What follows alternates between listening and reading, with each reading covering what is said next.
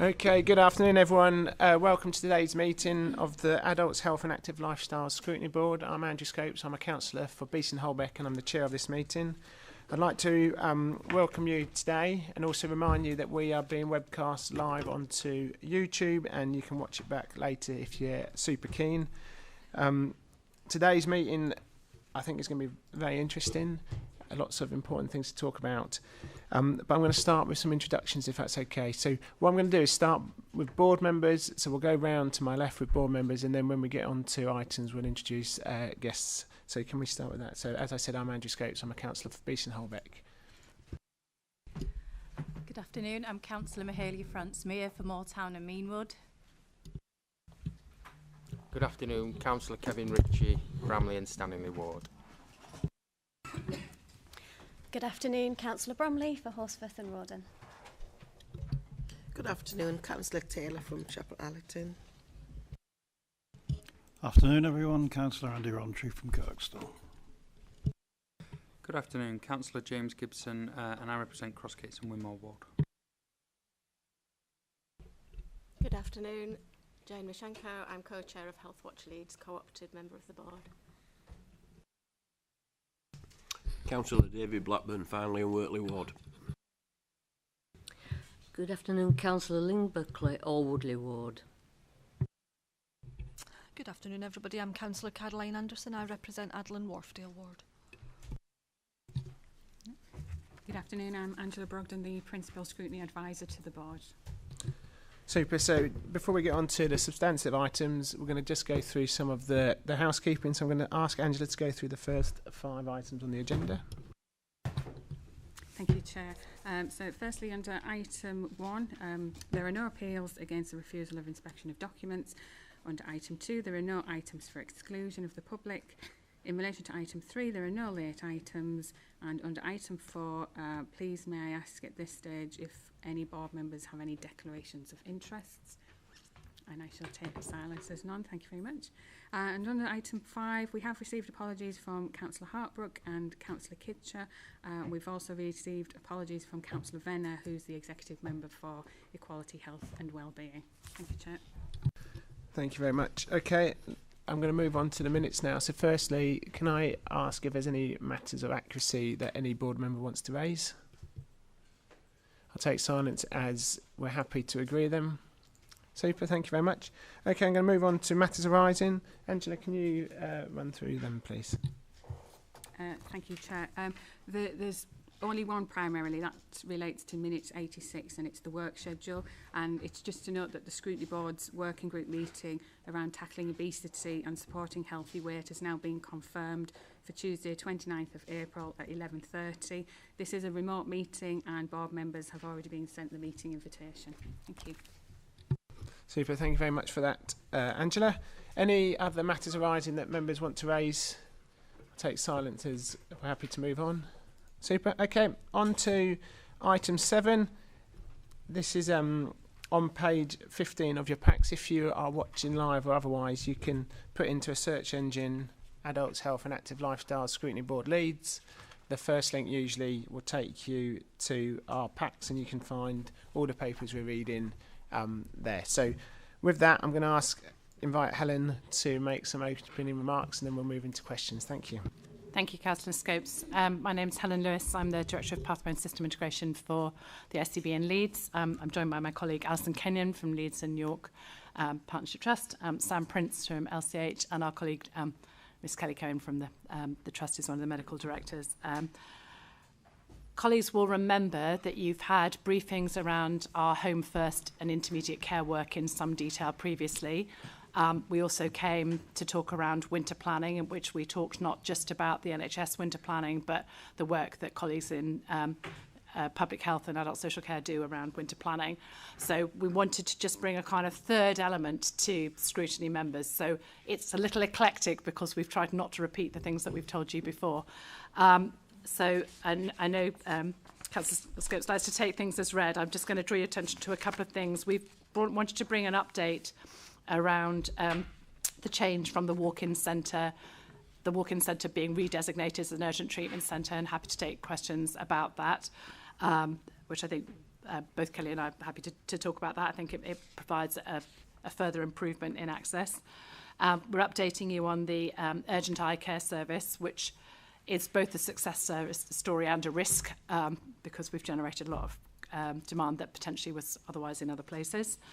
Kelly, I'm sure, will be happy to answer any questions around ambulance handover, but I wanted to note and thank the work of colleagues, particularly in the LTHT emergency departments, who are one of the reasons why Yorkshire ambulance service flows are as good as they are, because they really do go above and beyond in making sure that people can be transferred over and then those ambulances released. And I think it's really important to thank them on behalf of the citizens of West Yorkshire for the work that they do.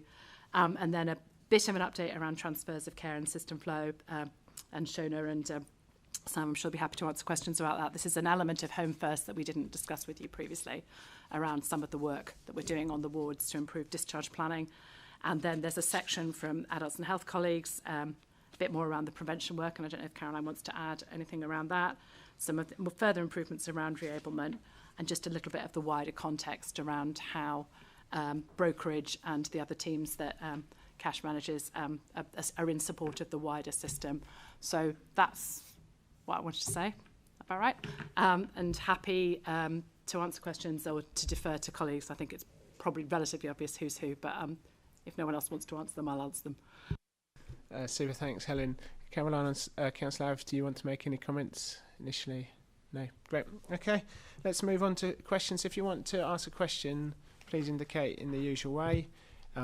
I'll start just while members are indicating. Just on the walk-in centres, I think that's really positive. Obviously, there's been a change. I seem to recall something around the booking appointments was something that's now a possibility.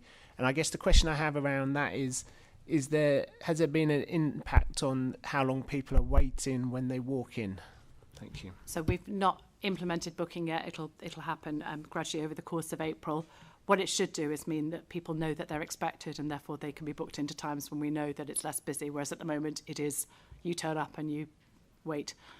So it should definitely be a better experience. Obviously, we need to track the extent to which those slots then coincide with peaks and troughs, and then we can also, the advantage of it is we can also time those slots. We can adjust the timing of those slots with 111 who manage them. So I think it's probably worth us just saying it'll be a work in progress, but one of our measures where we'll work with the provider on that is to make sure that we understand the peaks and flows and make sure that we keep an eye on waiting times. But it shouldn't be worse, and we hope it will be considerably better.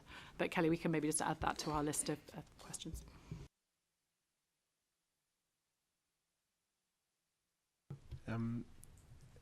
Councillor Ritchie.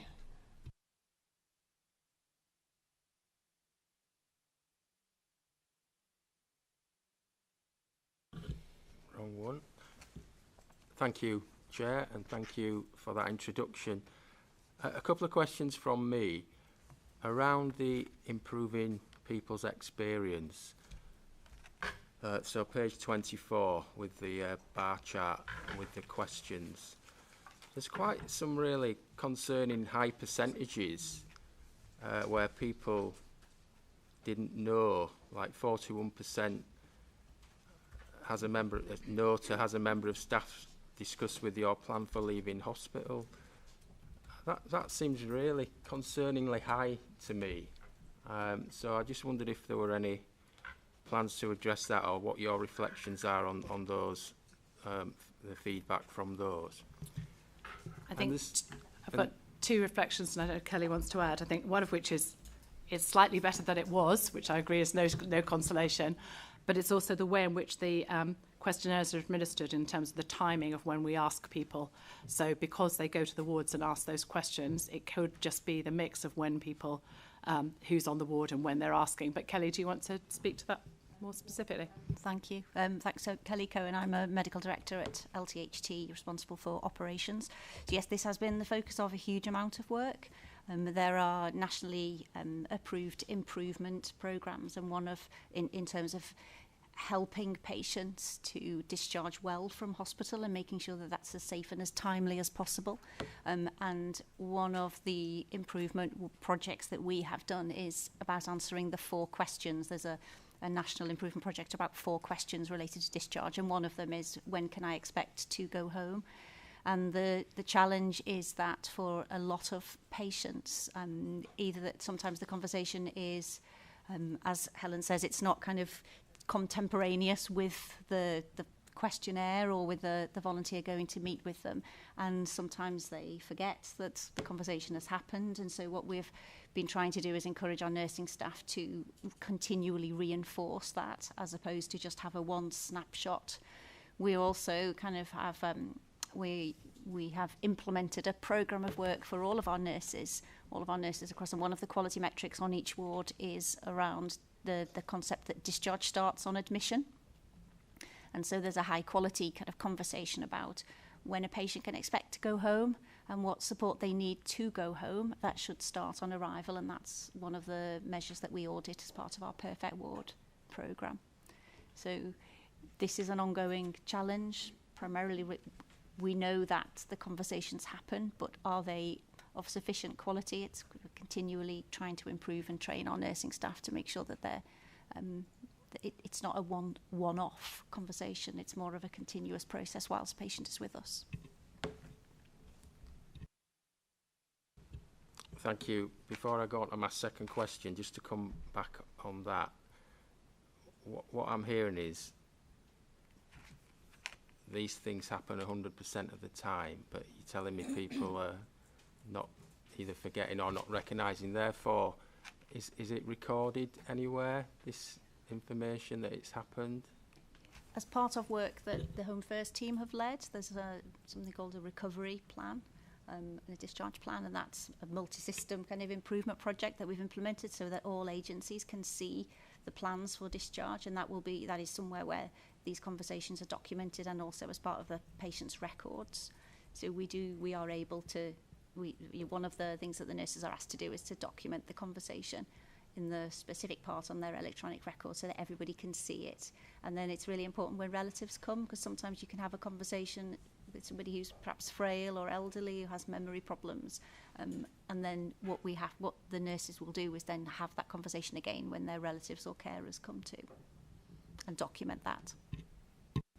Just before you go on to your second question, Councillor Ritchie, so if you've got the data, why isn't it in the report, I guess, is the first question. And the second question is how, in terms of progress, so you've got these numbers here, I guess what I can't see is which way we're going or where your aim is. Are you aiming for 100%? It would be lovely to aim for 100%, and certainly that's what we would want to do. But in reality, I think what we would like to get to is continuous improvement with these metrics. So this isn't a one-off volunteer questionnaire. It's something that we will continue to do. This is specifically patient feedback, and I think we take the view that if it's documented in the notes, that's great. But actually, if a patient doesn't understand or a family don't understand the reason that they're in hospital, then that's still a problem. So yes, we document it, and yes, we check that the nursing teams and the discharge teams are having those conversations, but actually it's what the patient understands about those plans that is the most important thing, and we will continue to work on that gap. Yeah, I have brought the detail of the improvements because we had this conversation in brief. I think their percentages, knowing they've got a plan for care, has improved. The percentages where the staff has discussed a plan for leaving has improved. It was 53% yes or partly yes, and now it's up to 59%. It's still poor. So I think we've shared this. We can share the table. I just got it yesterday, but I'll share the table for circulation to members. But I think the other question then is, what are the other relevant metrics? So Kelly's just mentioned some. So if we want to share some more information about, I think we wanted to focus on the patient experience measure because that's the measure that we've used historically, and we originally wanted to show the continuity of the work that Healthwatch did for us before the programme, but we can also share other measures as well if that would be useful to colleagues. Yes, thank you for that, Helen. I think that would be helpful. Okay, sorry, Councillor Ritchie, for hijacking that. No, it's all right. So I think just to continue on that, I guess it's the timing of the survey, because you've got all the things in place. You're telling us it happens 100% of the time. You record it. Depending on when you do the survey, it's important that it goes back. People are asked again, perhaps, or make sure that they do understand the answers to these questions. So But I'll just leave that as a comment, additional comment. My next question is around the prevention on page 25, and it's about the council planning to further develop early intervention, which sounds like a welcome approach, utilising OTs and social workers. I'm just slightly concerned. To me, there's a risk that we haven't got the actual resources to do this in terms of OTs and social workers, and I'm conscious of various departments, the referral times for assessments seem to be rising across the piece of the services. So that's the question on that. Thank you. Thank you, Councillor Ritchie. So the prevention programme is one of our proposals to help us to deliver some financial benefits to the council, including from the 25-26 financial year. We think that if we rearrange and organise the way in which we get to people at the earliest opportunity, that means that people don't wait for a long time whilst they're waiting for a social worker or an OT to come out and do an assessment. We can get to them sooner and hopefully prevent them reaching sort of, crisis or critical point. So there's a really strong invest to save business case for capacity. We have got sufficient occupational therapy staff. What we're proposing to do is just move them from where they currently are located into the early intervention team, but in addition we're going out to recruit for more social work capacity. So that process has already started, because we can see that having some more social workers getting assessments undertaken at a much earlier point will actually help the rest of the staff group as well, but more importantly will get to people as quickly as possible and before their needs start to increase. Thank you very much. Okay, Councillor France-Mear, next please. Hello, thank you for the report. It's been touched upon just very briefly, but my concern is there's a number of patients that are leaving hospital saying their needs are not being listened to and not being heard. What strategies in place? Because I know you've said that that you're working on information and so on, but the fact is, if people are coming out of hospital saying they're not being heard, then what's happening really? So it's obviously very difficult to measure outside of the patient experience feedback, which is why we've worked with Health Watch to do that. We, as I said before, we know that those conversations are happening, but the quality of them and how they impact on a patient's discharge is something that we struggle to measure. We do measure things like readmissions to hospital and what are called failed discharges, which is where the care packages that we put in place aren't sufficient to meet a patient's needs, and we haven't seen an increase in that, particularly over time. That's there's a steady number of patients who do get discharged and then come back home, and then come back into hospital rather. So in terms of, and we haven't identified any kind of clinical risk factors or any evidence of harm. So when patients are being asked these questions on the wards by volunteers, then what usually happens is if a volunteer meets with a patient and is concerned that they don't understand, then will go back and feed back to the nursing teams in real time. So that we do know that if when patients are having the questionnaires taken, we can go back and check their understanding. Sometimes the conversation has happened and the nurses will say, well, actually, we have had this conversation, we have had this discussion. It's obviously very difficult for us. It's a challenge for us to ask patients to retain information when they're poorly, when they're sick. Often when we're having these conversations, they're acutely unwell, and then we need to go back to them a couple of days later. That's what happens. We obviously also make sure that family are aware of all of the plans. So that's a routine part of the discharge processes. But it's a continuous, it is a challenge. It's a continuous source of us kind of looking into it, and but it's really led by the nursing teams on the ward and the deputy chief nurses and the chief nurses. One of their priorities, as I said, is to consistently implement the 4 questions so that we know that they're happening every day on every ward round, because that we think that reinforcement will embedding that reinforcement will help with this area. But we'll need obviously to keep continually monitoring it through these questionnaires and through our own audits. No, thank you for that explanation. It's just that the fact that we've got a number of people being discharged from hospital below the age of 55, not having the right care packages in place, but also the fact is they go home, they feel isolated, and they're unable to make their way around the home to get out and about simply because they don't feel that they've been heard, and they just feel that they've just been moved on, kind of like an abattoir, where they've just been moved off the ward and home because they're at a younger age.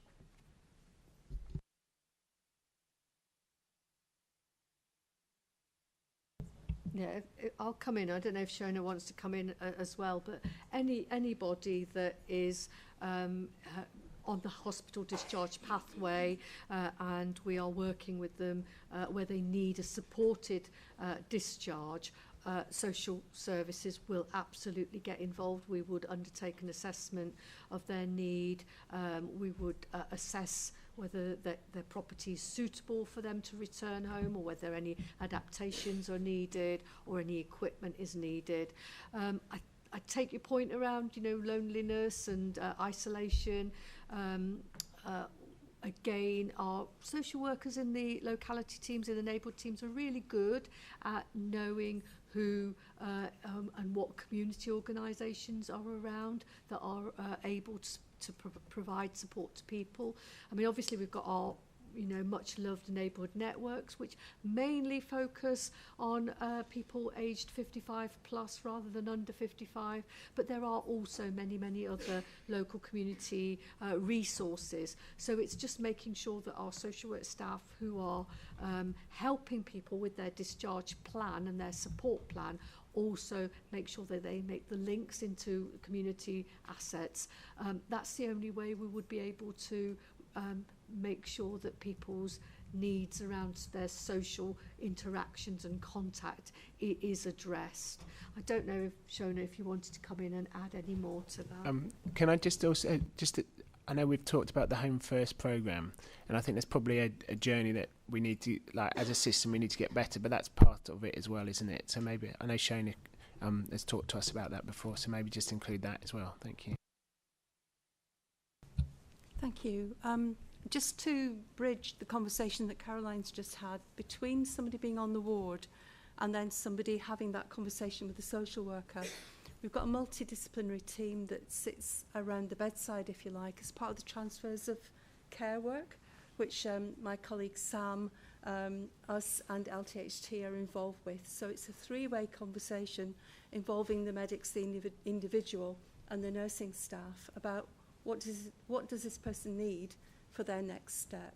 And so that would include somebody just going home, if that's an obvious step for them, right the way up to support to discharge into a care home, and in between all the Home First activity that we've got around reablement, which is accessible by any age group, and also our recovery hubs, which when it's appropriate, some younger adults do go to.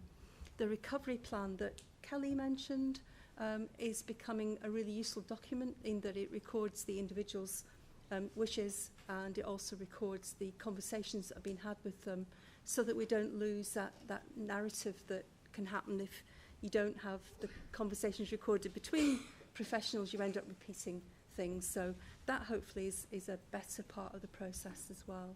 And then right up to where Caroline was explaining, we have a social care assessment, because people's needs are met through that route. So hopefully that helps, and as we develop the recovery plan, we think we'll see better feedback from people as a result. Thank you. Okay, I'm going to bring in Jane next, please. Thank you. Just to say, I really enjoyed reading the report. I've got a few questions. A lot of them are probably for clarity, as much as anything else. So first off, the urgent treatment centre. So do the public understand the difference between walk-in centres, urgent treatment centres and A&E? And how effectively do you think you communicate the difference and when to use what? That's one. Should I go through them all, or? Yeah, there's a few. And I was curious to read about the Bermontoft's new urgent treatment centre, and it's not going to have X-ray facilities on site, and just if you could explain how that's going to work then. And then the COVID urgent eye service. Is this a pattern that's happened everywhere? So is it a national issue that these services have been created and then people have come to them in effect? And any insight into how it can be reduced? And then from the ambulance handover perspective, do we collect any qualitative data about patients' experience of that? And could you explain how the proposed changes at St James's will actually make a difference in terms of timeliness? Sorry, I've got a few. In terms of the discharge, I wanted to say how positive it was to see that quality framework that you're continuing to use from the Health Watch. So it isn't a one-off, let's check how people are doing. That quality experience is constantly being implemented over time. And I think that's really positive. That shows commitment, and I agree it needs to be about just the qualitative experience that people are feeding back, with all the caveats that may be difficult sometimes to evidence conversations, and to just keep up the work, and I'm sure the percentages will rise, but that's very valuable. And one last question is about the Leeds City Council health prevention element, and I'm hoping this will be affirmative, that you are planning to involve people in that technology-enabled care process, so that they co-design with you, so that you're making sure it's acceptable and accessible for them. Okay, I'm going to start. I've made a list, and then I'll hopefully colleagues know which ones are theirs, but we'll give it a go. Does the public understand the difference between an urgent treatment centre and a walk-in centre? I think the public knows that they can walk into Shakespeare, and when they ring 111, the public are often deployed to go to Shakespeare. So people in Leeds, certainly people locally in Leeds, but I think people across Leeds understand that a walk-in centre is a good way to get access to a primary care consult. People who regularly use urgent treatment centres use them because they know that they meet their needs. It's a constant struggle. One of the reasons we want to lose the walk-in centre is the walk-in centre was a flavour of the month's national thing, and now they've kind of been phased out. So rather than reinforcing the difference between a walk-in centre and an urgent treatment centre, we wanted to have one set of branding for non-hospital. So there's general practice, there's urgent treatment centres, and then there's A&E, and I think that helps us to do that messaging. My colleague Kirsten Wilson's done some quite detailed work, particularly with the age groups that use them, and she's done some more insight work, which I'm very happy to share, Jane. And I think it's a constant message, but I do think taking out the third brand actually helps us. But broadly, if you're still breathing and you can walk and you're not in excruciating pain, probably a good idea to go to urgent treatment centre, is my very simple version of this. But the answer is use 111, because what we've done is refreshed all of the 111 algorithms. So they will take you to a place where the wait will be shorter and the competencies will be sufficient to meet your needs 90% of the time. And obviously, if it turns out that you need something that they can't meet, then they will escalate you. But I think that's always the challenge, not to be over-ambitious and therefore encourage, and therefore people to have to move, but not to be under-ambitious and therefore everything ends up in an A&E department where it's overly equipped for the proportion of those needs. So I think the advantage of 111, which is now available on the phone, but also online, is that it gives us a very tight way of encouraging people to go. Clearly, if people self-present, then they're going where they think the right place is. And if a member of the public thinks that's the right place for them, that's the right place for them. What we do need to do is then say, did you know next time with this kind of thing, you'd have been seen quicker somewhere else? So I think it's a constant battle.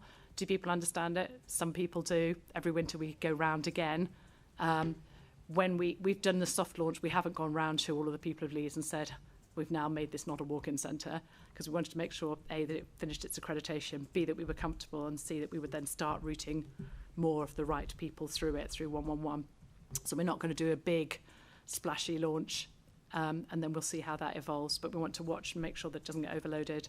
We want to make sure that there's not leakage back into the A&E department of people who then go, oh, this isn't for me, I'll just go and wait for 8 hours in minor illness. So we do need to just manage that carefully. So work in progress. Kelly, do you want to answer the question about the x-rays? Would you mind? So there is quite a lot of precedent for urgent treatment centres that don't have x-ray machines on site. Obviously the UTC is very close to St James's, but actually we've also got access to the community diagnostic centres.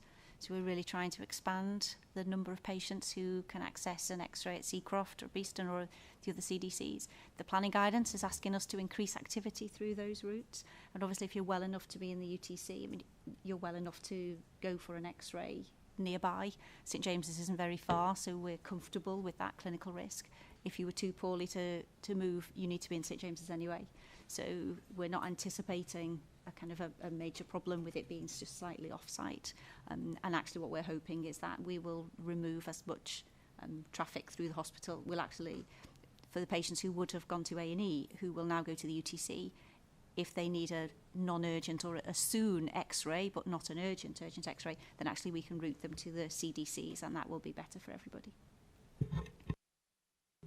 I think I'd revert to the 111 question as well. If it's clear when you contact 111 that you definitely need an x-ray, 111 can advise you that there are urgent treatment centres that have got x-ray on site. So I think, again, for those protocols, the advantage of a protocol, if you seek that advice, is that we can, where people ask, we can route them to one of the other two urgent treatment centres. In terms of queues, Jane, this is a long-standing tension. We have a fantastic eye casualty in Leeds, and about 8 years ago, people said, should we set up community eyes? And we did a whole load of work, and we did a really great piece of work, and we went, it will bring in people who are currently in primary care, but it doesn't actually do anything for the people who need a specialist eye service.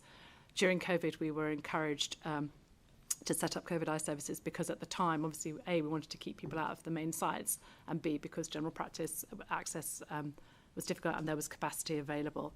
So we set it up. You build it, they will come. People who would either have been dealt with straight through self-care or through a pharmacy or through a primary care appointment are now being seen in those eye services. So it's a great service for people where it's a great service. It's another £1 million that we didn't have any money for that's now being used essentially for walk-in for relatively minor things. We've seen no impact at all on the numbers of people going to A&E for an urgent eye appointment because the things that needed an eye surgeon still need an eye surgeon.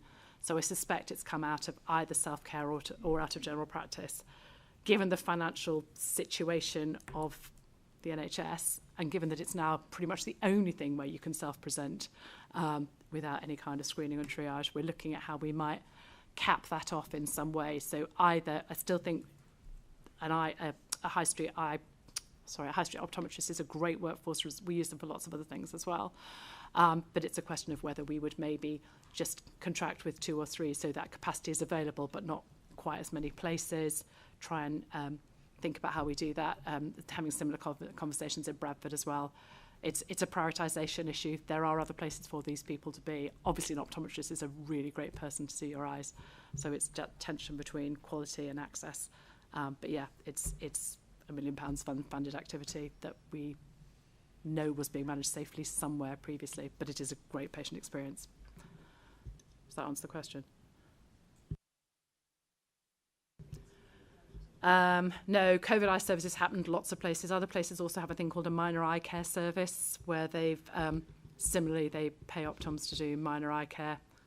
Again, very lovely and very helpful, but possibly not as great a use of money as other things might be.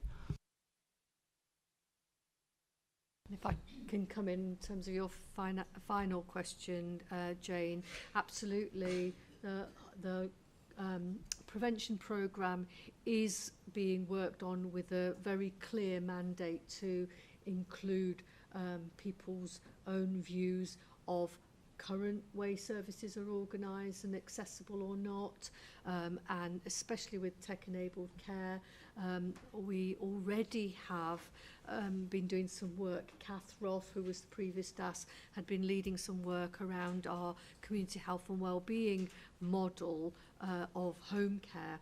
And within that context, she also did a really large piece of scoping work around where other areas are with developing and better utilising technology-enabled care in people's own homes.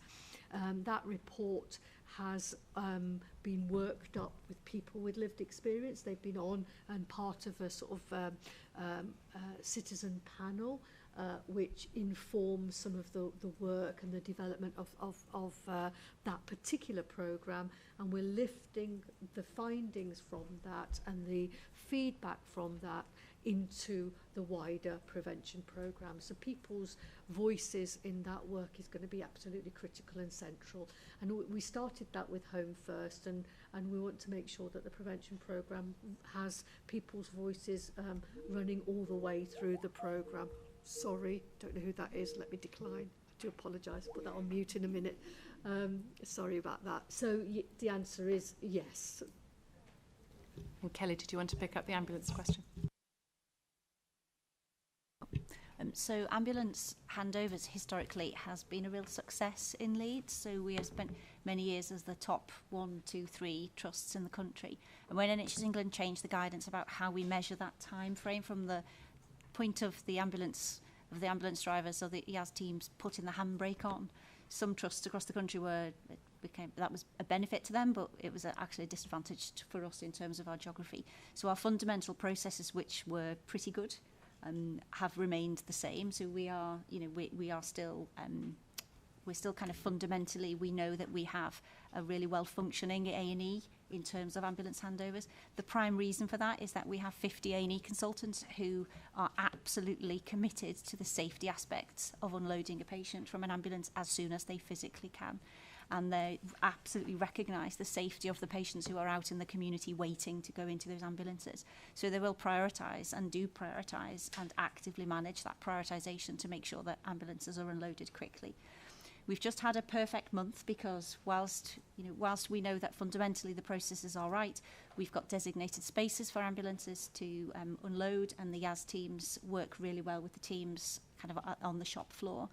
We've re-implemented a really brilliant kind of role that fell out of COVID that was called HALO, or the Hospital Ambulance Liaison Officer. So this is a kind of a paramedic trained who stands in ED and basically has that helicopter view and manages all of those interfaces, and that's been a real benefit over the last few months. We're now after a perfect month where the teams have refocused and they've worked together, and we called it perfect month because we were trying to make it perfect. And a number of things fell out of that were actually really small wins, but things like Yaz not being able to use our Wi-Fi, which if everything's done on an iPad, that's really clunky. It adds minutes, and we're talking seconds and minutes here. So when we're into marginal gains, we've made improvements to Wi-Fi. We're trying to improve the patient experience of handover by putting curtains around the areas and making sure that there's always a free cubicle to unload an emergency ambulance that comes.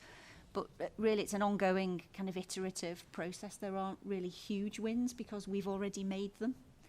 So the way we run our services are actually people outside of Leeds will come and look at how we do it. So what we're doing now is really trying to refine that every minute counts kind of thing, with more computers, more laptops, more iPads, more a designated person at the desk, making sure that there's always somebody there to meet. So with a really busy ED department, everybody runs around. We now make sure there's somebody standing at the desk waiting to receive an ambulance, and all of those things really do shave minutes off. Do you have any follow-ups, Jane? No, thank you. It was great. Super, thank you very much for that. Really useful. I can't see anyone else indicating. So with that, I will thank you very much for that paper. I think it's been well received, and thank you for coming and commenting. That's been very helpful. And I'm going to move on to item 8. But before we do that, I didn't let everyone introduce themselves, so apologies for that at the start of the last meeting item. So I'll start with Councillor Arif, and we'll just go around the non-board members for introductions. Thank you. Hi, afternoon everybody. I'm Councillor Salma Arif. I'm the Exec Member for Adult Social Care, Active Lifestyles and Culture. Hello everyone, Victoria Eaton, Director of Public Health at Leeds City Council.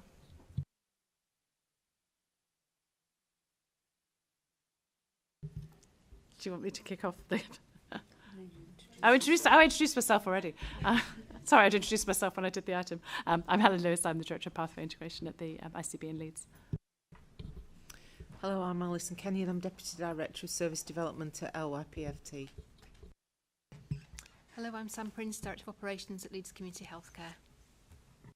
Hello, Shona McFarlane, Deputy Director, Adults and Health. Hello everyone, I'm Kash Ahmed, Deputy Director for Integrated Commissioning, Adults and Health and West Yorkshire ICB Leeds Place. Good afternoon, Caroline Barrier, Director for Adults and Health at Leeds City Council.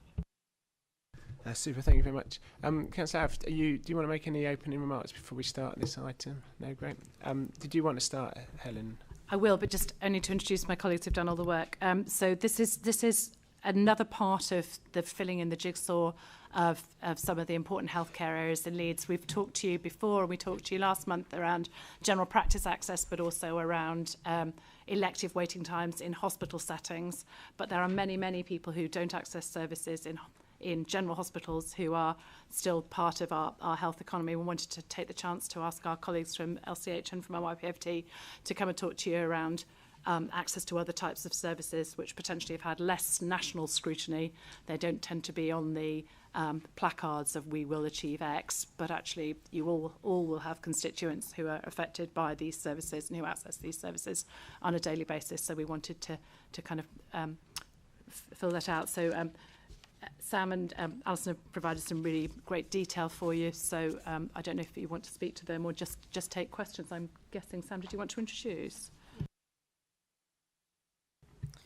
Thank you. So just a reminder that Leeds Community Healthcare provides a whole range of services and they're predominantly community-based. So community-based can mean in people's own homes, in health centres, in schools, in health centres, in police custody, in young offenders, anywhere that's a community setting really.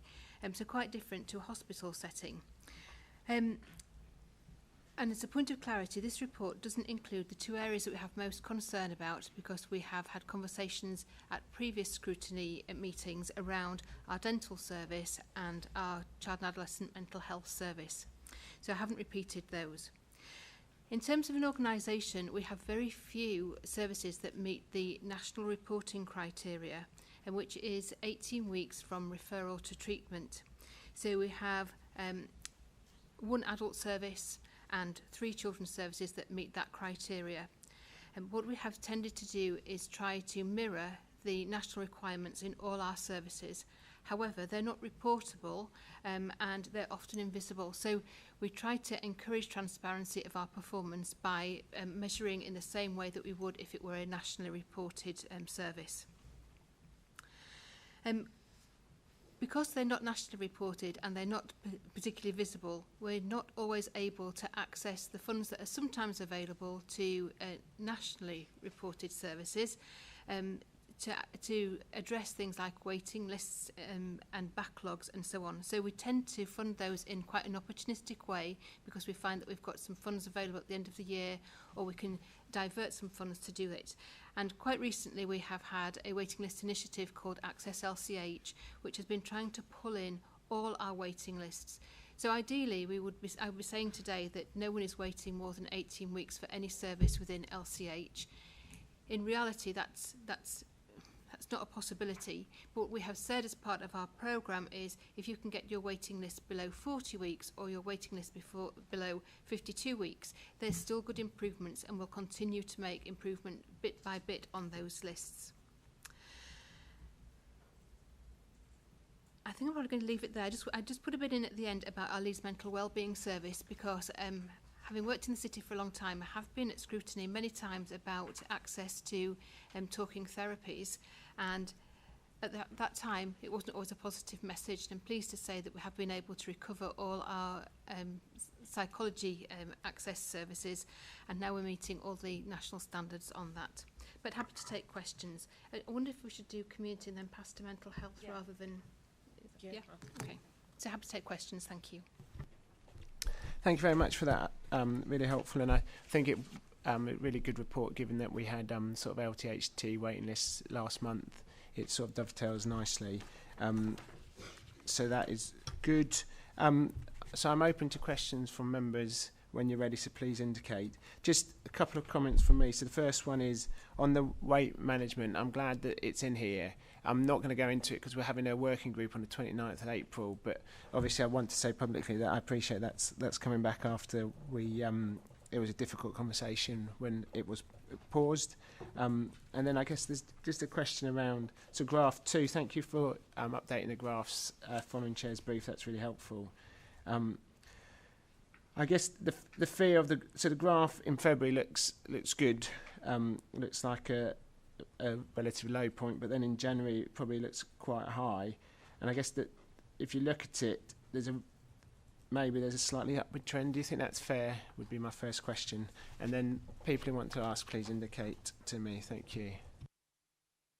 Sorry, Councillor Scopes, did you mean which graph are you referring to? Yeah, graph 2 on page 32. Yeah, we're going to suggest, if it's okay, we do the LCH ones first. Sorry, we've taken them in reverse order, not helpfully. So Alison will answer that when she gets to it, if that's okay, because that's a mental health graph, and I think we're going to try and take the others first, if that's all right. So just to help members, are you saying you want questions from pages 33 onwards, if that's okay? Bottom of 33 onwards. Great. There you go. 33 onwards. Has anyone got questions? 33 onwards. Yeah. So Councillor Buckley. Yes, I've got something from page 33. You talk here about the community mental health services and that the response to referrals is targeted 4 weeks for 52% of people. That are seen within 4 weeks. Well, what happens to the remaining 48%? How long do they have to wait before they are actually seen? And what is the maximum wait time for that? And then the other thing is, we get onto page 37, waiting list initiative, where it says, on one of the bullet points, it says ambition is to halve missed appointments. How do you think you're going to go about bringing that missed appointments rate down? So just in terms of managing meeting, can you answer the second one, Sam? And then, Alison, do you want to do your introduction and then go into the question? And then we'll open up for both parts of the question. Thank you. Okay, so our hypothesis is that people often don't know why they're coming for an appointment, or it's not convenient for them to come. Something else happens in their lives that means that they can't come to the appointment, a whole range of reasons. And so we have changed the way that we book people into appointments by having a conversation with them about what's convenient for you. Do you know how you're going to get there? Do you understand what the bus routes are? When you get there, you need to come through the door and explain what's going to happen. And we feel that if we can help people to visualise what the appointment will look like, they are more likely to attend. So we have had some good impact from that approach. We've been running some Saturday clinics as part of our waiting list initiative, and we're collecting the data on if we do that really strong input at the beginning so that people understand why they're coming and what's going to happen when they get there, does that mean that they're more likely to attend? And we're getting really good attendance rates.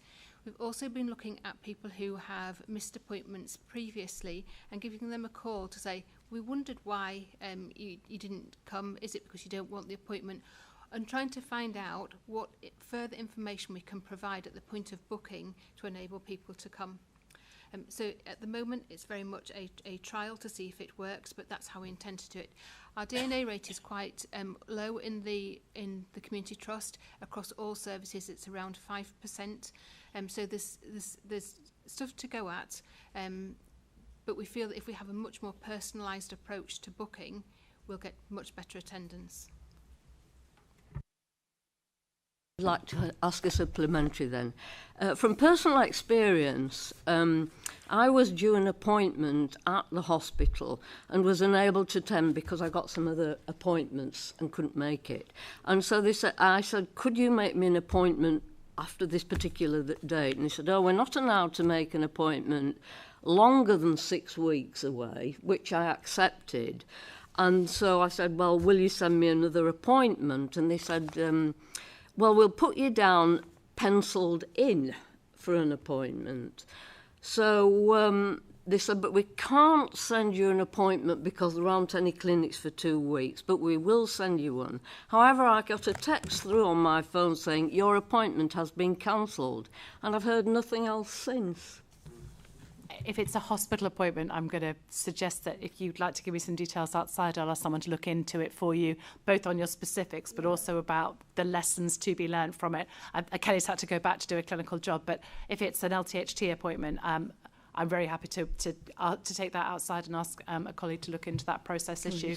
I mean, it is learning, and I think we do know that our booking systems are not always perfect. So very happy to take some feedback, but I'll take some details afterwards if that's okay. I appreciate that, but I'm just saying, from my point of view, I'm quite happy for me to chase it up, but there are some people that wouldn't be able to, so they would then slip through the net, wouldn't they? That is the concern of this, my concern. Right, thank you. Yeah, thank you, Councillor. But and I think the point that Helen's making is that she'll look at your case and see if there's lessons to learn. I'm going to just bring in Alison now for to introduce the mental health section, but also answer Councillor Buckley's question. And then I'll bring other people in. Thank you. Thank you, Chair. Leeds and York Partnership Trust have very similar issues to Leeds Community Healthcare in that our services are not subject to the national mandated 18-week waiting time target for outpatient or for appointments. And consequently, where we do have issues within services, they don't attract the resources that come with meeting those 18-week targets.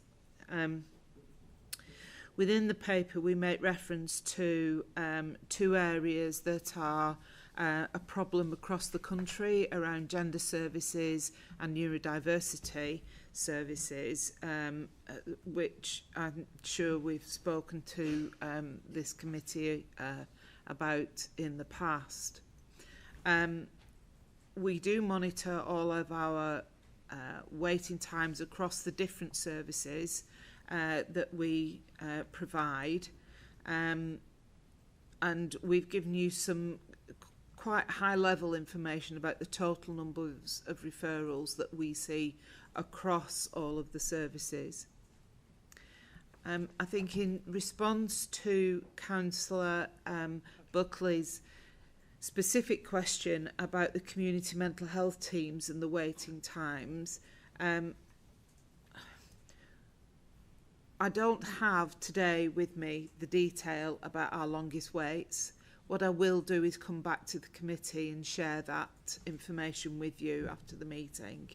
But I'm pretty confident we don't specifically have very long waits for all of our community services, our community mental health teams.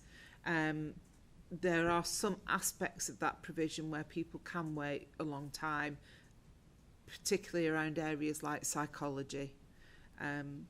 So I'm happy to take any other questions on the paper. Thank you. I guess I'd just comment that 4 weeks might seem like a long wait in itself for a resident if they're having if they need support. So we must remember that referrals to the community mental health service are, I suppose, what you might categorise as a routine referral, not as somebody that is acutely unwell and in crisis, because access within the crisis services is much faster, and people are seen within 24 hours is our target. Thank you, Alison.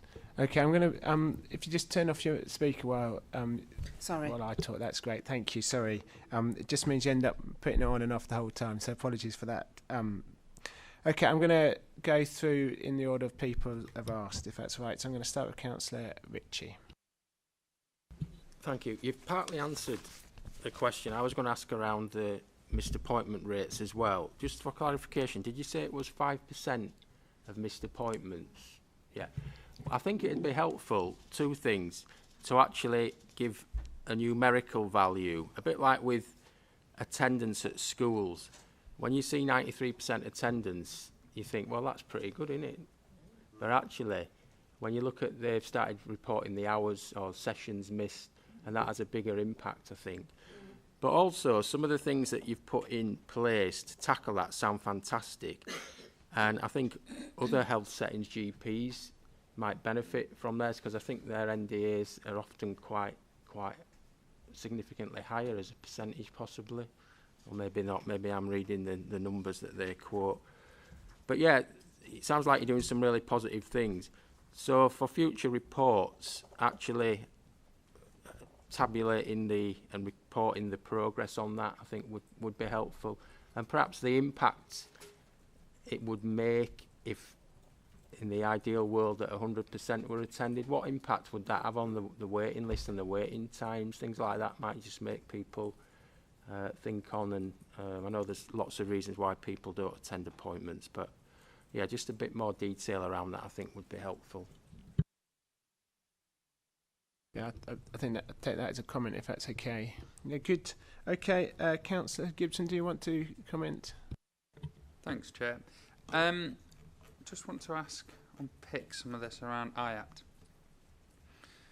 So, let me just go down to, because again, so IAPT, anecdotally, it's had a bit of a reputation that, you know, the waiting lists are just through the roof, and it's not even, I mean, this is going back, you know, and I appreciate that things are improving, but I'm sorry to say it has had a reputation that, you know, that waiting lists are through the roof, and that it's very difficult to get access to those initial talking therapies through IAPT. Now the graphs here, that they look incredibly impressive. That, you know, that it's it's over 95% of people are getting access within 6 weeks. I don't understand why there's two. There's one that says 95 are getting access within 6 weeks, and then another nearly 100% within 18 weeks. Is that picking up the small percentage of people that aren't getting access within 6 weeks are getting access within 18 weeks? So nearly 100% of people, well, it's 99.9% by the looks of it, are getting access through IAP to talk therapies within 18 weeks. So given what I'd said about a previous reputation, that it's, you know, people had sort of felt that they couldn't get access, have you seen a drop in referrals, or have referrals gone up? As the sort of threshold criteria, that's a clunky phrase, but the sort of severity of need, is that increased or changed at all? Essentially, are we still getting when IAPT was set up, are we still getting the same amount of people with the same levels of need accessing the service, and now actually we're just getting nearly 100% of them seen within 18 weeks? Okay, so since it was set up, we've had investment practically each year to get the numbers up, and now we see about 25,000 people a year going through that service, so it's a significant number of people. I think that when we first set up, we talked about the service providing for people who have mild to moderate mental health problems. I think our presentation is very, very different now, and we have a whole range of presentations that we see. And some people requiring quite lengthy periods of therapy as a result. So in answer to your question, I think the numbers have gone up and the levels of acuity have gone up. I think we have seen an improvement in our ability to retain staff. Certainly at the start of IAPT, we found people were coming to us for a short period of time, then going on to another city and so on. We get much more less turnover of staff, and that's always helpful in terms of productivity as well. And just to go back to that initial question around the sort of the really lower level needs, you know, anxiety, perhaps preventing people to, you know, access work and that sort of thing, are we still seeing those sorts of people accessing the service routinely and at the same increased numbers as well? Yes, we are, but there's also a whole range of other services that are out there, particularly in the third sector, that are supporting that group of people as well. Thank you very much for that. Good. Okay, Councillor Taylor, do you have a question? Thank you. Thank you for the report. It's absolutely a good read. But earlier says to the chair, it's an absolutely brilliant report, I take it, but the proof is in the pudding. Councillor Buckley just answered the question. It's what here is what happening. Go back to 34, page 34, 35. You have got Leeds Community Health waiting, and there's a promise for it to seeing those individuals by the end of this month. And also on page 35, there's 85 children waiting, and again, is to see them by the end of this month. I've only a few days left in this month. Have they been seen? As halfway through these gone down? Yes, they're on target to meet the promises that we have made here. The one that I'll really pull out is paediatric audiology, which was a service that was completely stopped during COVID, and we had huge backlog that was completely unacceptable. The service has been working on this probably for the last 6 months, but in the last 3 months have really been pushing with Super Saturday clinics to get children through, and we're now, as of today, able to say that there's no children waiting more than 6 weeks for an audiology assessment. Thank you for that. So that's really, really positive. Okay, I'm going to bring in Jane next. Thank you. First question for Alison. So I picked up the same thing as Councillor Buckley in terms of it's really positive the community transformation programme is seeing 52% within the 4-week standard, but obviously we do wonder then about the other 48%. And you're going to come back with the data in relation to that. And I just wondered if there's also national data.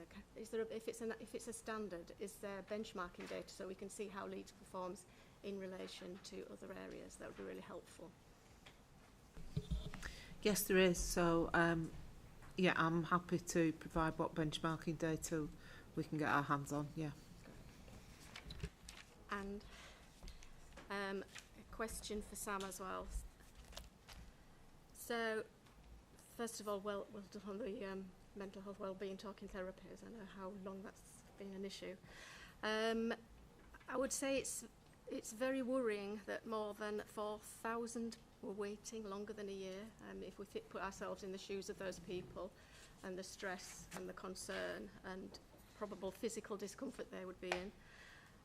I'm very interested in how you are supporting and communicating with the people that are on the list. How are they getting some support while they have these very long lists? And I'm particularly thinking about the parents of some of those children that are waiting for the community paediatric clinic, for example, and some very vulnerable elderly that are waiting for the podiatry. So we have what we call our waiting well approach, which is a regular check-in with people on the waiting list to see how they are, if there's any change in their presentation, is there any support that we can give.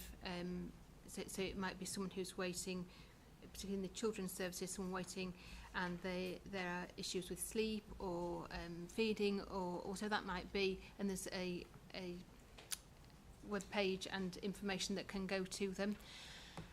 I'll say up front that we don't always get that right, and we are reliant to some extent on people telling us when presentation has changed. If that is the case, then we do increase their place on the waiting list, bring them up quicker.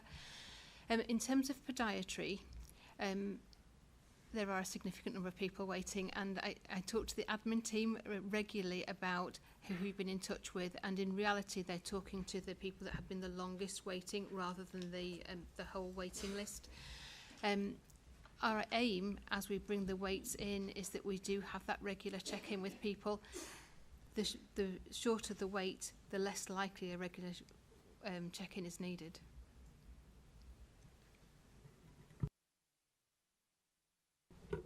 I know you know this, but I'm just thinking about, for example, a specific lady that shared her story with us, and she's part of their How Does It Feel For Me programme that we do at Health Watch.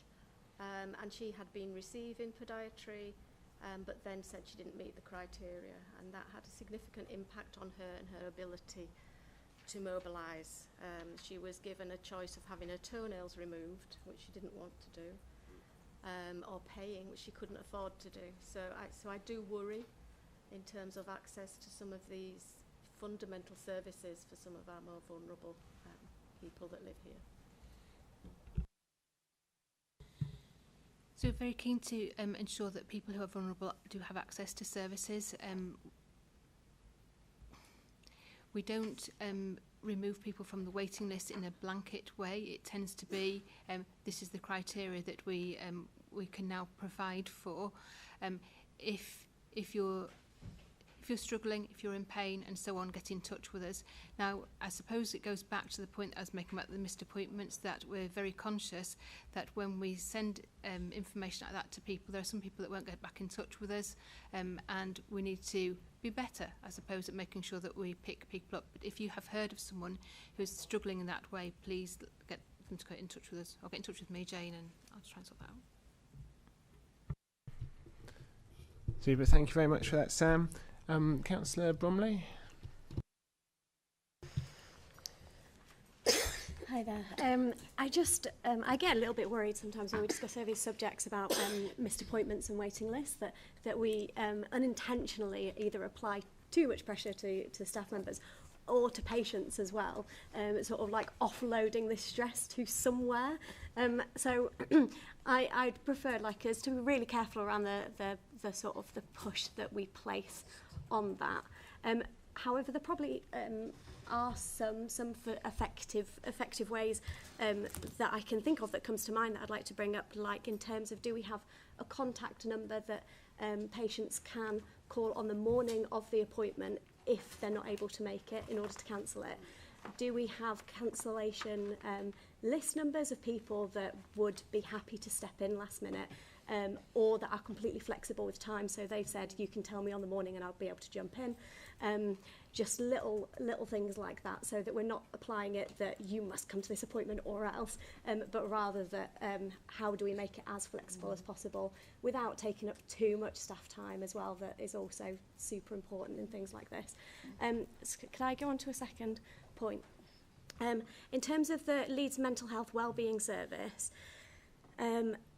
with certain cases I've been involved with that looking up, and especially around the counselling therapy, women's counselling therapy service, I'm not sure if it's different if it's a referral across, but looking at the website itself, when it comes to a close with the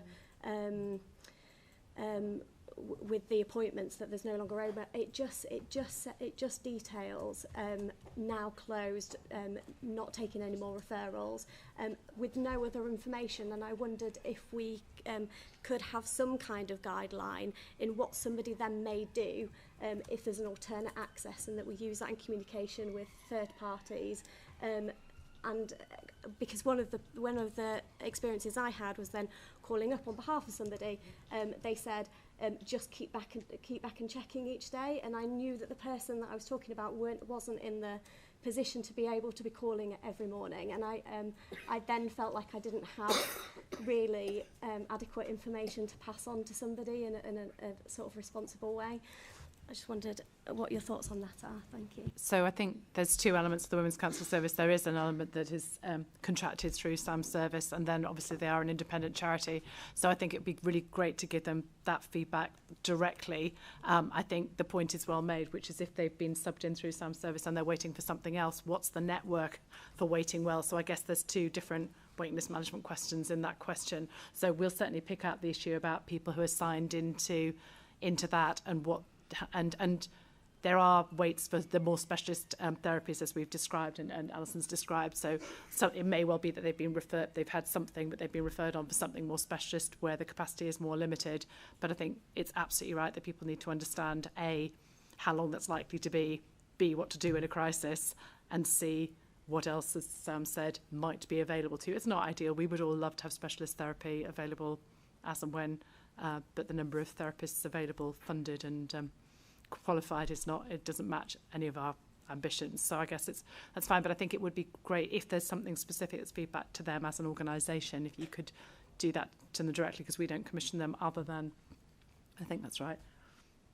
Sorry, I'm just trying to remember the 250 lines of contract in my brain. I think we don't, but so we can pick it up through them. But if there is something specifically around the way their website reads to your constituents, it'd be great if you could feed that into them directly. I think it'd be really helpful.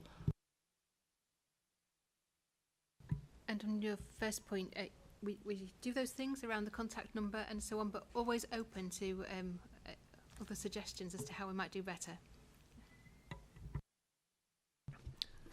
Good. Thank you for that, Sam, and for noting that comment. I can't see anyone else indicating. So I'm going to close this item. Thank you very much for it. I think it's been a really helpful conversation. And as we move on to item 9, I think the previous conversation is still relevant. So I think I'm going to pass on to Alison to make some introductory remarks. Thank you.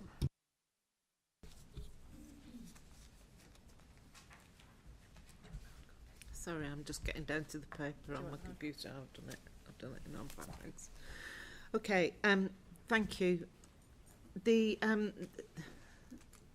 board will be aware that I provided an update in July of last year on the Crisis Transformation Programme. It gave an overview of the work streams and the work that we had underway. And I'm pleased to report that we've actually made quite significant progress from that time.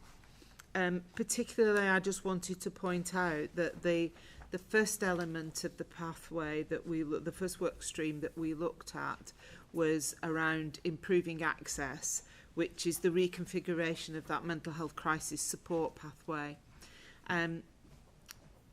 One of the 3 recommendations that came out of the Crisis Summit in 2020, we've actually started to make real inroads to now, and started to, we have created that shared network.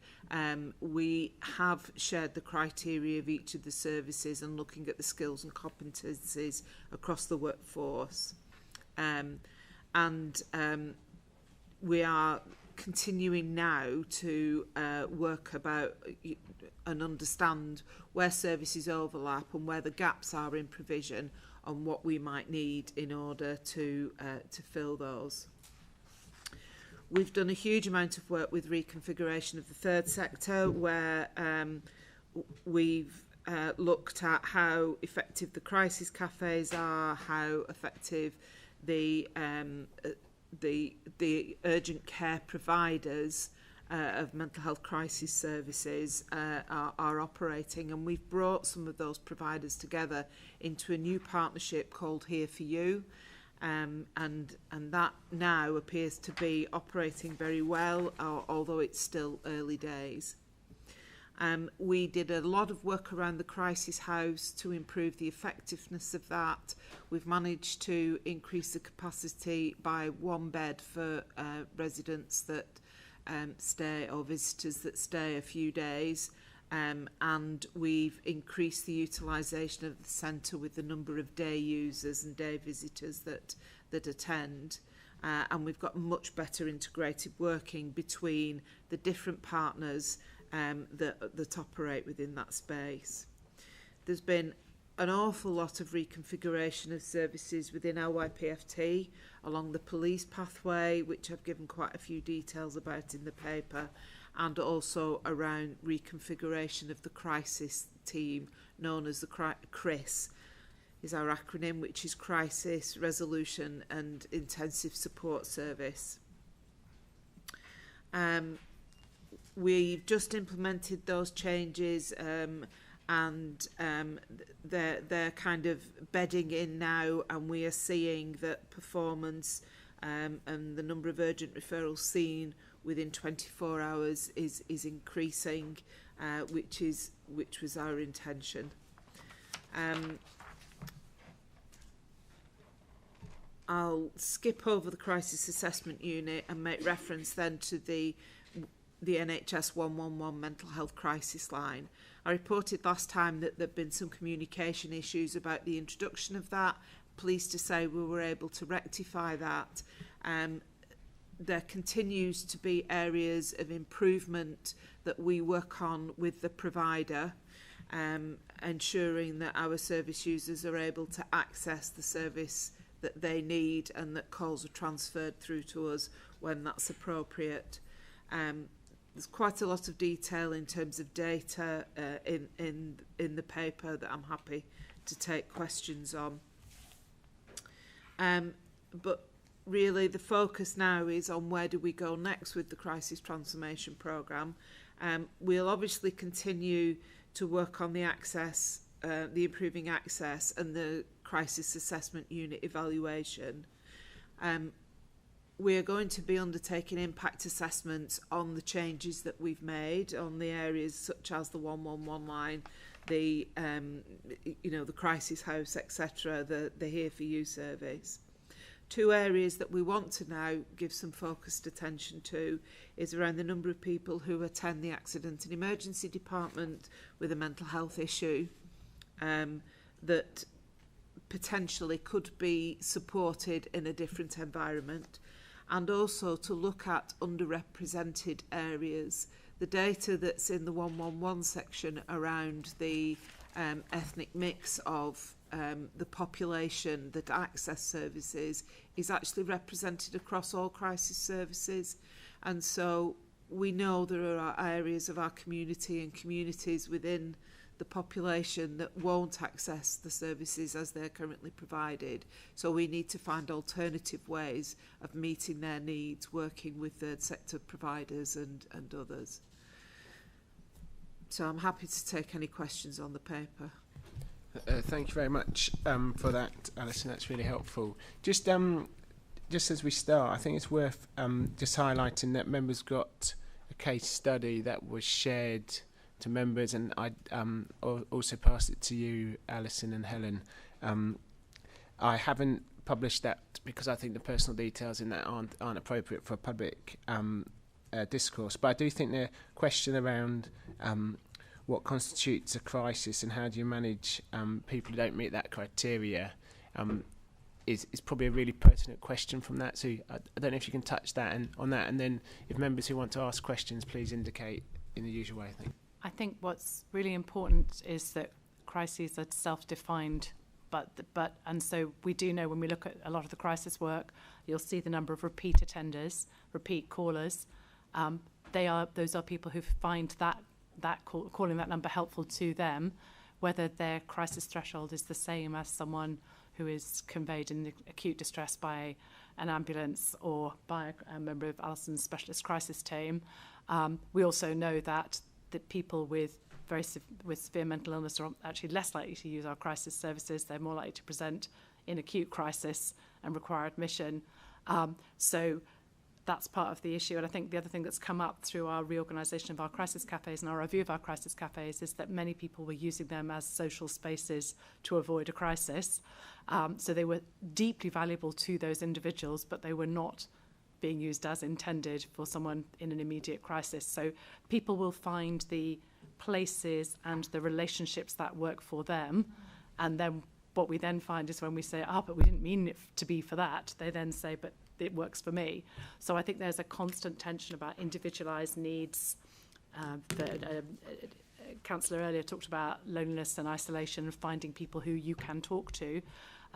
Some people will use our crisis services for that as a continuous support, which wasn't necessarily the intention. So I think one of the things we need to unpick is making sure that we don't inadvertently take something away from somebody, but not embed them in a more appropriate, longer-term social support network. So people do use our crisis services for ongoing support. So you wouldn't describe them as in crisis. They would say, this is the thing that's preventing me from being in crisis.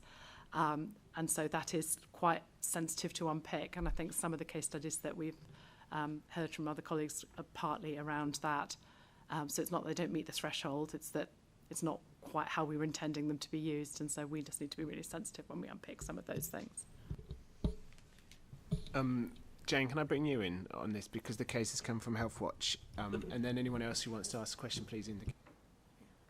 Well, I'm sure there's some truth, Helen, in that people obviously go to places that offer support for them, and you might not, or a clinician might not define that as a crisis situation. What we do here, and I think what was in this case study, was that there was a young person that self-defined as being in crisis, had a panic attack, had contemplated committing suicide and the method by which to do that, and then when calling for help was not given help. And has been searching for help through various different means. So that it's not that they're in a place that is not appropriate, they haven't been able to find a place. If I may come in as well, as Helen said, crisis is really self-defined by a lot of people, and I think so speaking from a provider perspective and the crisis team, there is a fairly, I suppose, consistent standard around crisis that we do operate within. And I shared with the chair, and I'm not sure if that's been circulated to members, but that, you know, the Mental Health Foundation's Trust's definition of a crisis is when somebody's mental health requires immediate attention, and I also think that's quite challenging for some individuals when they're in that position about whether something needs that immediate attention or whether it's deemed that that could wait. I would happily take away the case study and work with Health Watch to understand a little bit more about the individual's situation, so that we can take any learning from that and look whether that individual has now been able to access appropriate support or not, and look at that. I think that would be really good, Alison, thank you. And the individual would like to be involved with that too. Thanks, Jane.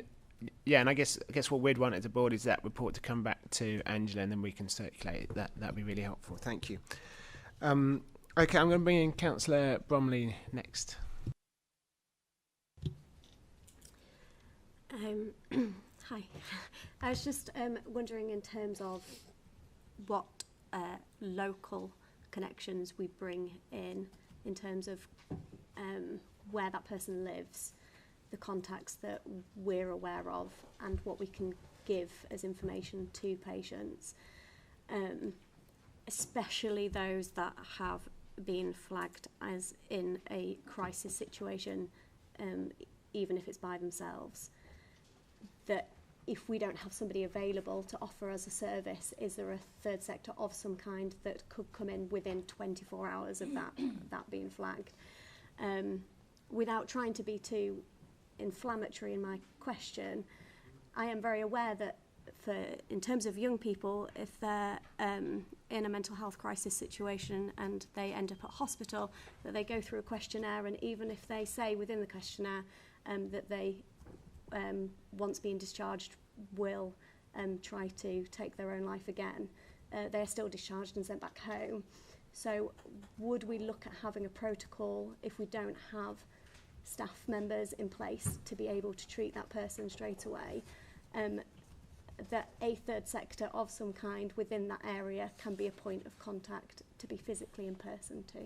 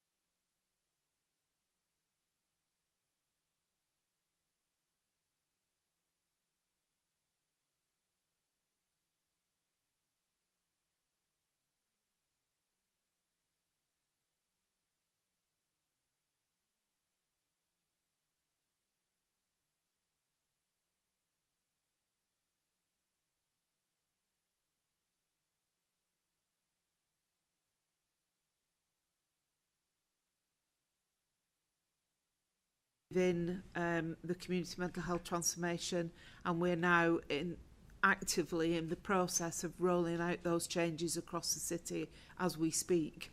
So I would hope that we will see less of this issue about where people fall in the gaps between services, and that we are able to meet people's needs, you know, as they express them. Thank you. It's my fault. I told Sam she could go because it was an adults item. I will pick up that specific question with colleagues in CAMS because it's a really important issue that you've raised, and I'm also not qualified to answer it, but I will get back to you because I think it's really important, having raised it publicly, that we respond to it. So I will pick that up separately. I think the other thing is how we make sure that we route those people in, I think was behind your question. When someone comes into you in distress, you want to be able to say, if I send it to X, someone is going to pick it up. That's behind your question.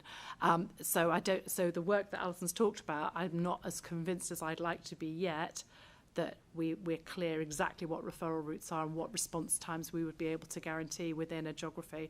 So I think it is work in progress. But one of the important things for me is that we don't see the crisis workers in isolation, because actually obviously a crisis is a symptom of something not being supported well enough on an ongoing basis. So that it's almost like this is the failure demand that we're responding to, and what we need to do is understand why we're not able to meet people's needs more on an ongoing basis. The other thing that's really important for me is the number of people who are significant repeat callers, and they're equivalent to our repeat attendance in A&E and our repeat attendance in our crisis cafes. And one of my ambitions for the community mental health transformation work is, can we reduce that because we've enabled those people to live more active and fulfilled lives in their communities? That's one of our outcome measures. So we need to be much more focused on who those people are. So not just the quality of the crisis offer, but actually why it is that they are ringing crisis numbers with that level of intensity. What have we failed to do to enable them to engage in something more long term? So it is definitely work in progress, but I'll pick up the children's question separately and come back to you. Thank you so much.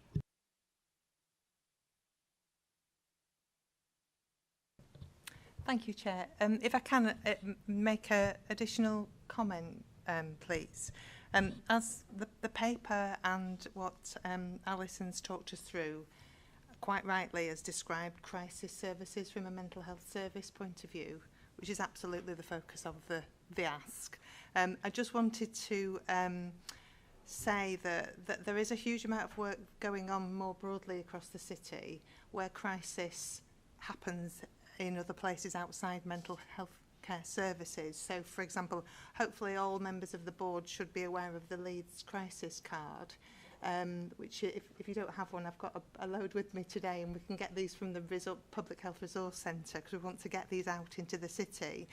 But this very much talks about people who might be in crisis because of a housing issue, because of debts, because of domestic violence, because of drug and alcohol problems, that wouldn't necessarily see themselves as having a mental health problem and therefore accessing a mental health care service. So, and also that the issue around uptake of support, part of the learning in producing this was actually a lot of things are not called mental health, even though they support people in crisis. So just to flag that there's a whole load of work around broader crisis that happens around the specialist mental health services crisis work.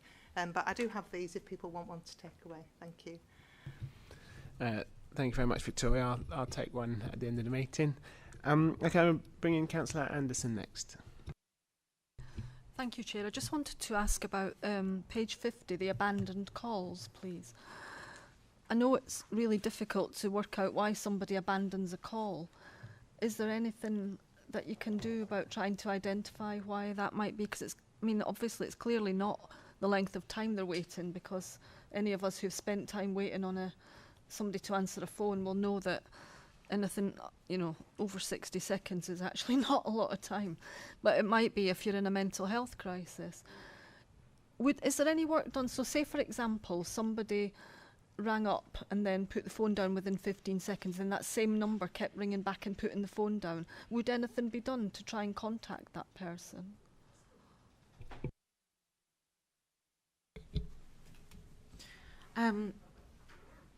That's a good question. The answer is I don't think I can tell you with any confidence that number would be flagged unless that caller has called and spoken to an operator previously. Once that has happened, then that's logged into their system.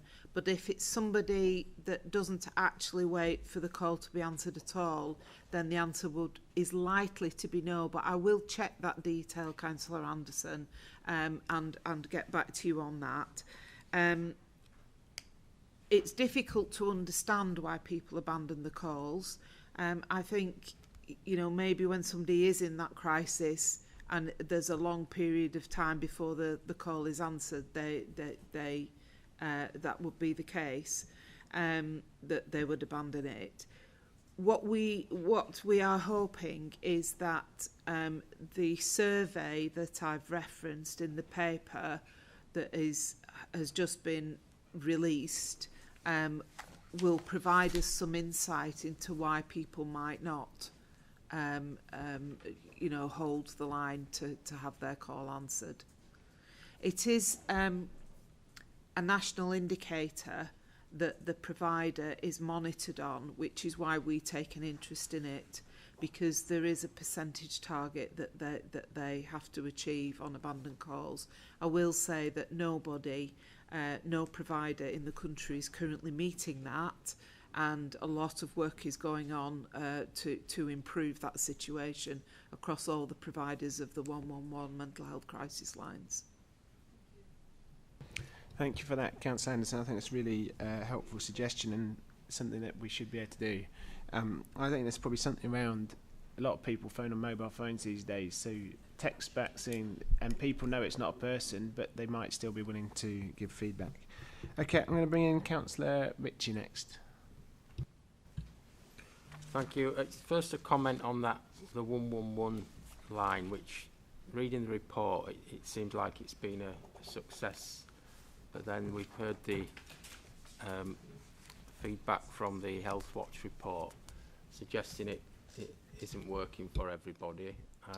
We also I've certainly seen messages on social media where people have expressed that they've rung the 111 and they've had no support kind of thing. Obviously, it's difficult to follow that. So it may be that it's a very small number of people that it's not working for, but it's important, and I'm sure you're working on that and you're committed to working to address that. But overall, the report sounds very positive about it.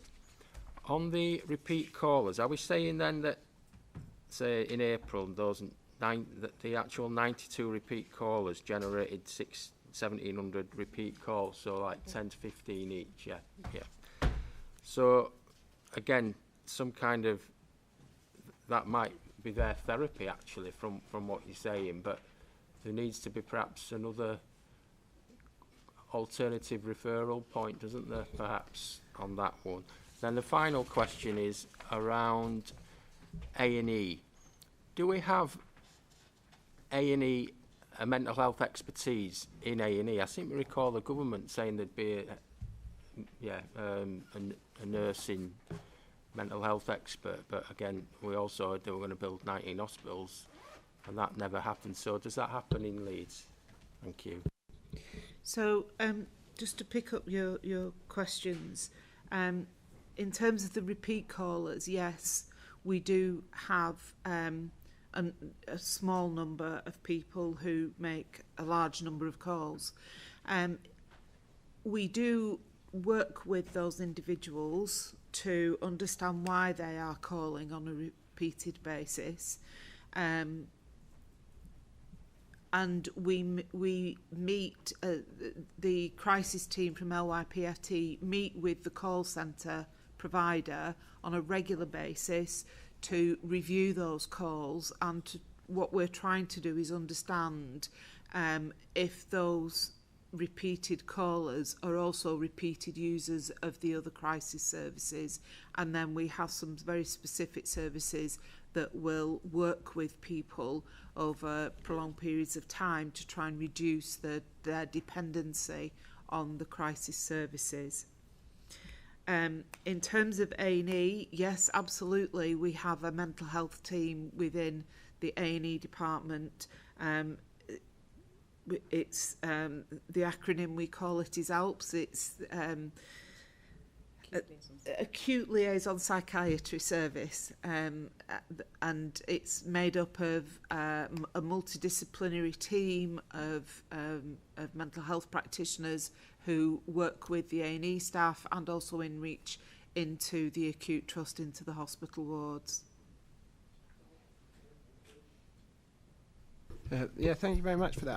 I'll be really interested in, if possible, a little case study on like those repeat callers, because I think that's really, I didn't know you did that. I think that's really good thing to do and something that's quite interesting.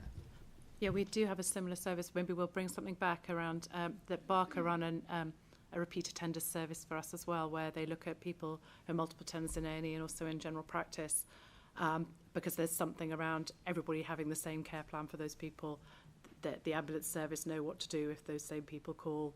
And I think it's work in progress, but I think we could share some of how that works. So maybe we'll just bring just a mini report on Barker and then the work on repeat attenders. I think that'll be helpful. Okay, great. Good. Okay, I'm going to bring in Councillor Blackburn next. I think you've covered up most of what I'm going to say there. Can I just comment though regarding abandoned calls? I think it's important that you try and get to the bottom of that and repeat calls, that you can analyse why that's happening. It brings to mind something I've been dealing with this morning, where we've probably I've got a constituent who's probably got mental health problems, and I spent probably best part of an hour on telephone with them yesterday, and I sent somebody around from housing this afternoon, and this morning they didn't want to talk to them. So I think it's just people who are in that kind of position sometimes lose confidence in themselves. So I think it's important you analyse why. Thanks for that. I take that as a comment. Are there any other questions? Yeah, I'll bring in Jane next. Thank you. Thank you, Alison. I just wanted, that Health Watch is doing the piece of work. So it was nationally decided that 111 should also be for mental health. And I know you've been doing a lot of communication, etc. since then. And I just wanted, the piece of work that Health Watch is doing is not complete yet, and obviously it will be shared when it is. But there's some kind of interesting themes coming out that might be useful for the board to hear, and also to kind of ask your take on them. So one of the ones that has come out so first of all, there's been a combination of methodology. So there's been surveys out for people to respond to, but also there's been outreach work. So people have gone to local groups and particularly gone to third sector colleagues who support those with mental health needs, such as Battle Scars and Mind. So one of the themes that's kind of coming back consistently is that staff who work in voluntary sectors are reporting difficulty with the 111 number, in that if that person that they're trying to support and they're worried that they're in crisis is also in a community mental health team or is in Emerge, then they're automatically disqualified from crisis. So that's what they've been told when they've called this number, which causes great confusion, distress, as you can imagine, because then they're trying to locate the care coordinator and finding it very difficult at times of the relevant service. So, I mean, that's the first thing. So they're kind of going backwards and forwards. It's lots in terms of staff time, third sector staff time, but also stressful for the individuals. So that was one of them. And I'm guessing from your shakes that shouldn't be happening. Then there's been some reports that the call handlers have had little knowledge of actually what's available in Leeds, and what support could be available, and also that it's very variable about how compassionate and person-centred they are. So some report back that yes, they had a very positive experience, whereas others have said they were really dismissed. So how do you, I understand you're doing some work with the call handlers, so how do you make sure they know what's available, and how do you check the quality? Are they recorded? I don't know. And then the final point that I'll flag at this point is that a call doesn't work for everybody. So we've had feedback from Autism AIM, for example, that those who are neurodiverse really don't like using a phone call, especially when in crisis, and they would rather have a method of texting how they're feeling. So those are the things I'd like to highlight. So I think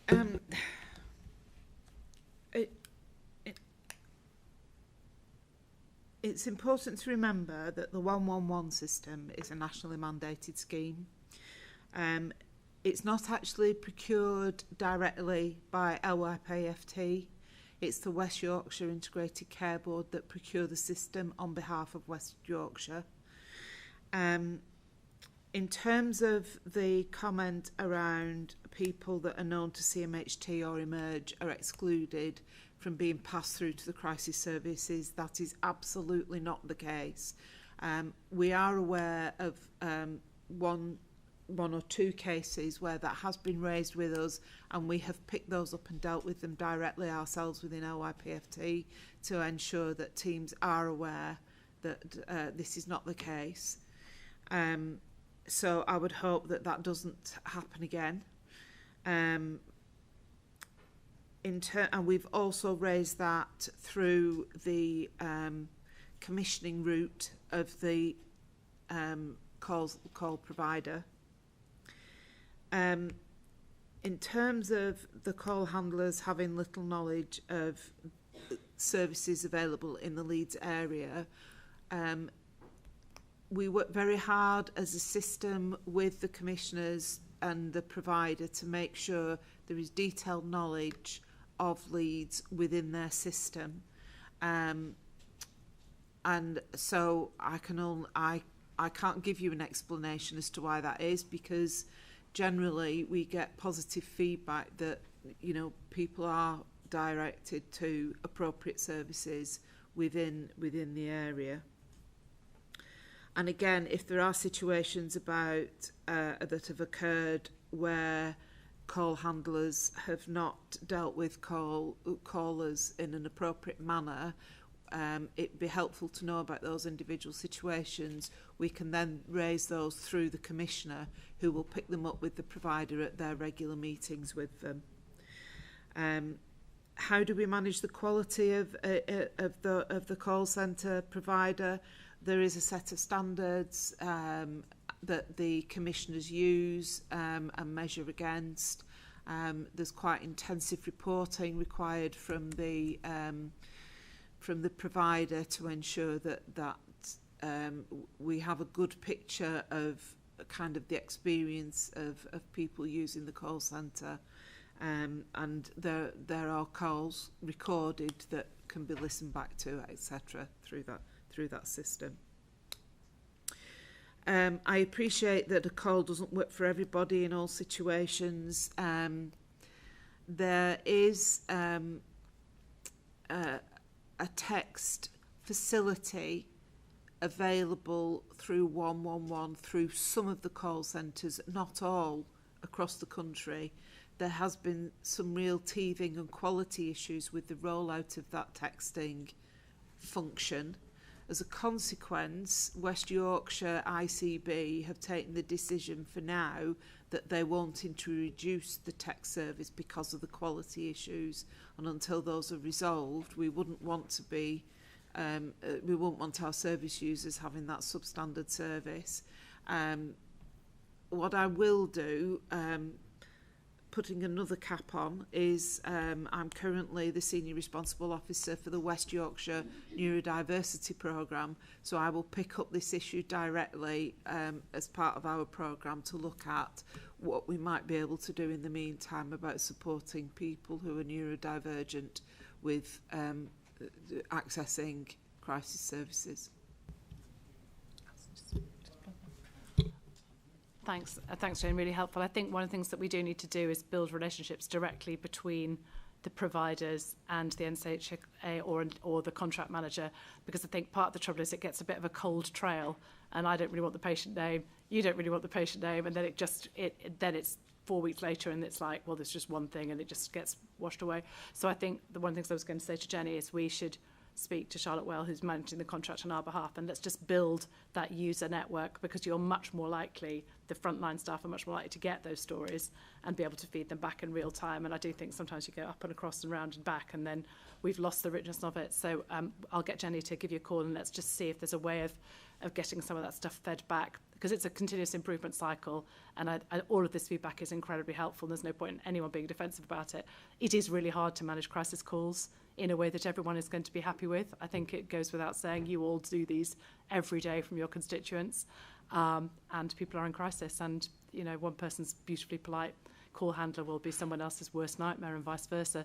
So I think it's that continuous improvement, and can we get it right for more people more of the time? So really happy to build that. I think it's really important for us to build that ongoing feedback loop in properly.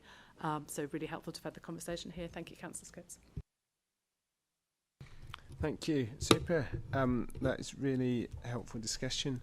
I can't see anyone else indicating, so I'm gonna close this item now. But thank you very much for your time. It's been really good discussion. I think we've got a few follow-ups from this, so that's really good. So thank you for that. Okay, I'm going to move on to the work programme now, which is I would say is even more.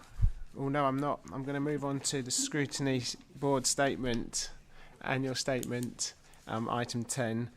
I guess it is what it says on the tin. Are there any comments? And those of you who are guests, you probably don't have to stay at this point, but you're obviously welcome to. It's a public meeting. Okay, are there any comments on the Scrutiny Board statement in item 10?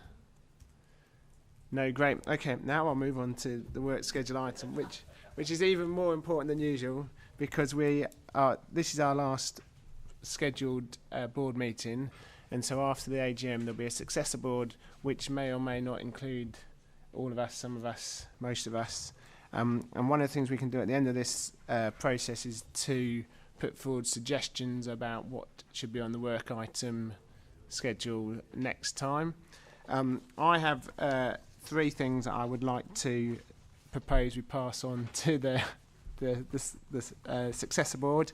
The first one is around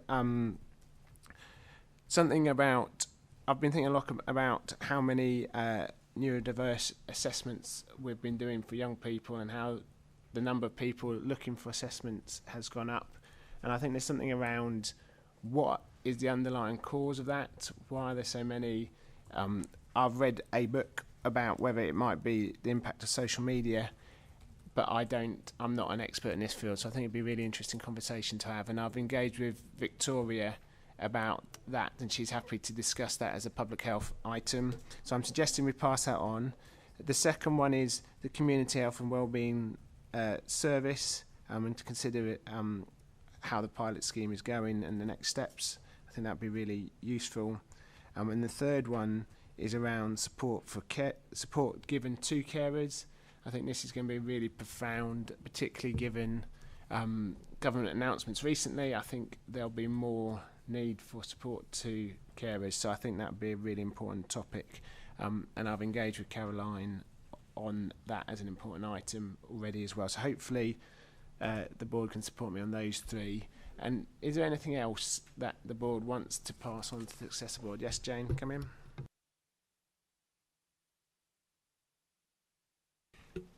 One that would be very interesting, that's been a kind of ambition for the city for some time, is transitions from young people's mental health services through to adult mental health services, particularly given the pandemic, and we always knew the pandemic would have a significant impact on young people's mental health, because in their formative years they were away from their friends, their protected place of school, etc., and as they are now coming to adolescence and young adulthood, I think it would be really interesting to look at how we're supporting them as they kind of transition. So the good news is, those of you who get on the successor board, the first meeting in June, you'll have another opportunity if there's something that's burning that you haven't said there. So with that, I think that's the end of the meeting. I'm just looking at Angela to give me an affirmative nod. Yeah. Make sure I haven't done anything too reckless. So thank you very much. And just to note, I do appreciate that. I think we've had a good year on this board, so thank you very much for those of you who have attended and contributed and read your papers and engaged. So thank you very much, and hopefully see you on the successor board next municipal year. Okay, bye.